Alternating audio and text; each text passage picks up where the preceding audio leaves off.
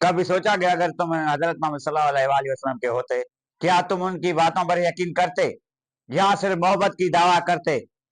आज एक निशानी तुम्हारे सामने है, एक जगह जिसके बारे में हजरत मोहम्मद सल्लल्लाहु अलैहि वसल्लम ने 1400 साल पहले खबरदार फरमाया, और आज हकीकत तुम्हारे सामने खड़ी है। हजरत मोहम्मद सल्लल्लाहु अलैहि वसल्लम ने फरमाया, फितना मुशिरक से और आजमाइशी उम्मत को हिला देगी। इल्मा ने फरमाया, मुशिरक की मुराद ईरान है। ईरान वो जगह है जहां ज़ाहिरी दीनी लिबास है, मगर अंदर से फिरका वरादत जुल्म जाहिर है।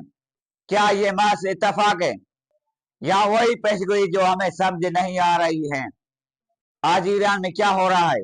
वहां जुबान बंद है, सच बोलना जुर्म है।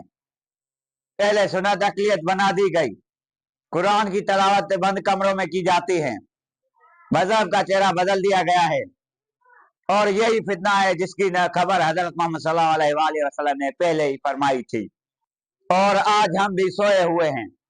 तुम हर जुमा को कहते हो अल्लाहुम्मा सल्ली अला मोहम्मद, तुम हर दुआ में कहते हो रसूलुल्लाह सल्लल्लाहु अलैहि शिफायत की उम्मीद है, लेकिन जब उनकी बात सामने आती है तो आंखें बंद कर लेते हो।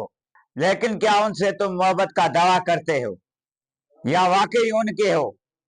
आज फलस्तीन रो रहा है, शाम जल रहा है, ईरान में फितना पल रहा है, और वक्त सोने का नहीं जागने का है।